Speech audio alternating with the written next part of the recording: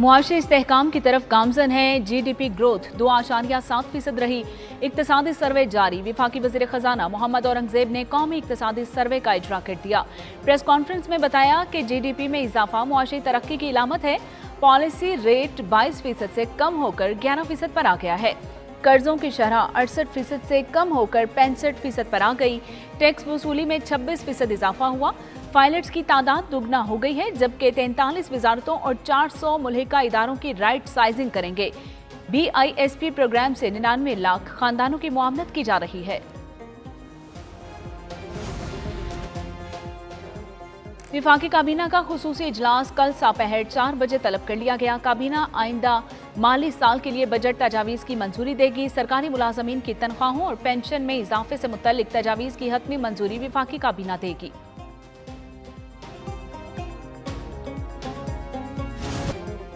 आइंदा माली साल का 17,600 अरब से जायद का विफाकी बजट कल पेश किया जाएगा।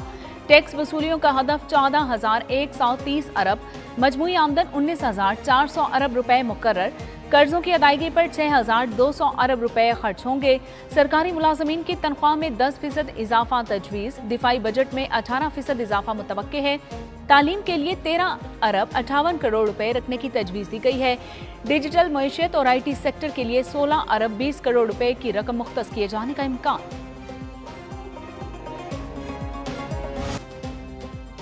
आइंदा माली साल के नजरसानी शुदा कौमी तरक्याती बजट की दस्तावेजात सिर्फ एक न्यूज पर।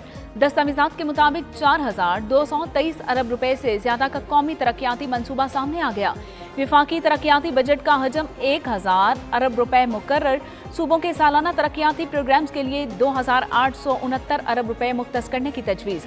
विफाकी वजारतों और डिवीजन्स के तरक्याती मंसूबों के लिए 682 अरब से ज्यादा मुख्तस किए गए। सालाना 15 करोड़ मुनाफा कमाने वाली कंपनीज बददस्तूर सुपर टैक्स से मुस्तस्ना रहेंगी। जराये के मुताबिक सालाना 20 करोड़ तक मुनाफा कमाने वाली कंपनीज का सुपर टैक्स 1% से कम होकर 0.5% हो सकता है। 25 करोड़ तक का मुनाफा कमाने वाली कंपनीज पर सुपर टैक्स 2 की बजाय 1.5% होने का इम्कान है। सालाना 30 करोड़ तक मुनाफा कमाने वाली कंपनीज पर सुपर टैक्स बददस्तूर 3% रहने का इम्कान। नए बजट में महंगाई का सालाना औसतन हदफ 7.5% मुकर्रर। मुआशी शरह नमू का हदफ 4.2% मुकर्रर करने की तजवीज़।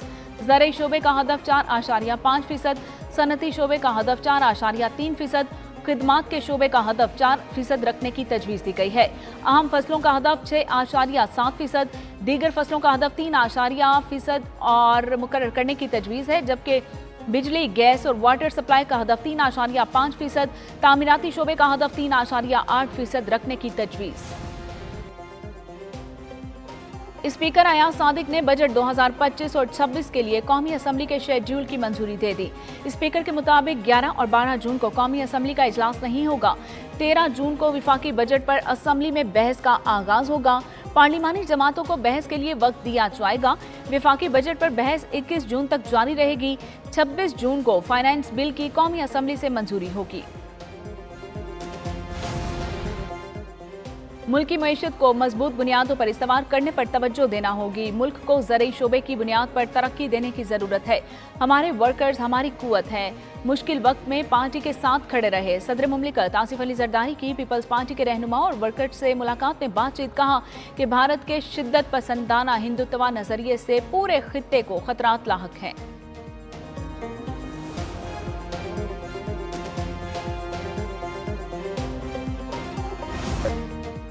खैबर पख्तूनख्वा में टैक्स फ्री बजट देंगे। अवाम पर कोई नया टैक्स नहीं लगाया जाएगा। वज़ीर आला KP अली अमीन गंजापुर कहते हैं कि खैबर पख्तूनख्वा ने अब तक कोई नया कर्जा नहीं लिया।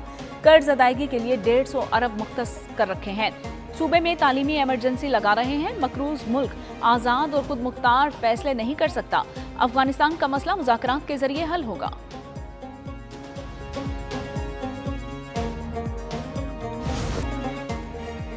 पानी रोकना ऐलाने जंग तस्वुर होगा, इस पर कोई समझौता नहीं करेंगे। भारत की जानिब से सिंतास मुआहिदे की मुअत्तली आलमी कवानीन की खिलाफ वर्जी है।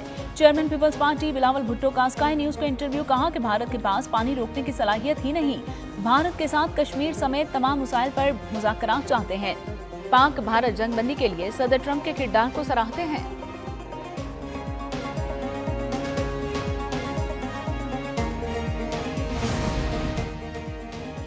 पाकिस्तान अमन चाहता है, भारत ने बगैर सबूत पहलगाम वाक़े का इल्जाम पाकिस्तान पर लगाया। पाकिस्तान एक जिम्मेदार रियासत है। पार्लिमानी वफ्द के सरबराह बिलावल भुट्टो जरदारी की अरकान के हमरा लंदन में मीडिया से बातचीत। मुसद्दिक मलिक ने कहा कि सफारती महाज पर पाकिस्तान ने कामयाबियां हासिल की हैं।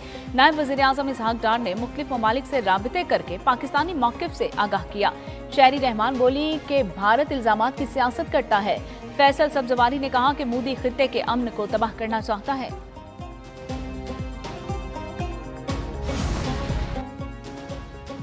भारतीय प्रोपेगेंडा आलमी सतह पर बेनकाब। भारतीय मीडिया और भारतीय हुकूमत ऑपरेशन सिंदूर में अपने अवाम से झूठ बोलती रही है।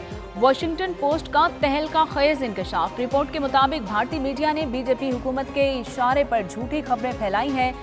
फर्जी वीडियोस, वीडियो गेम्स और मन घड़त मनाजिर को खबरें बनाकर पेश किया गया है। यह सहाफत नहीं बल्कि भारतीय रियासती सरपरस्ती में तैयार करदा फंक्शन था, जिसका मकसद हिंदुस्तानी और आलमी अवाम को गुमराह करना और खित्ते में कशीदगी को सियासी फायदे में इस्तेमाल करना है।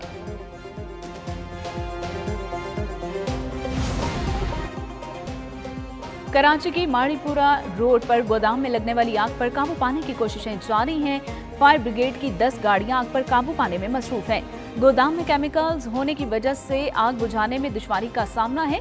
फायर ब्रिगेड हुकाम का चंद घंटों में आतिशज़दगी पर मुकम्मल काबू पाने का दावा। लांढी एक्सपोर्ट प्रोसेसिंग जोन में लगी आग पर कई घंटों बाद काबू पा लिया गया।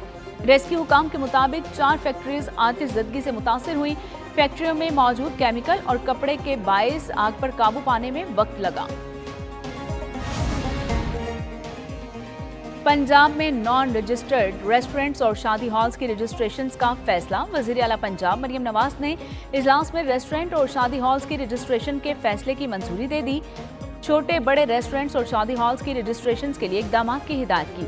वज़ीर आला पंजाब मरियम नवाज ने टैक्स बढ़ाने की तमाम तजावीज़ात मुस्तरद कर दी। कहा कि टैक्स बढ़ाकर अवाम पर बिला वजह बोझ डालने की इजाज़त नहीं दी जाएगी।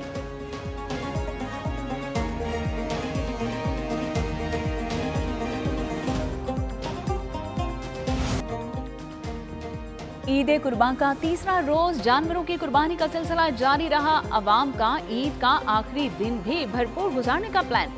मेहमानों की लजीज और चटपटे खानों से तवाज़ुन की गई। ईद के तीसरे रोज बच्चों के सैर सपाटे, पार्क्स में रश।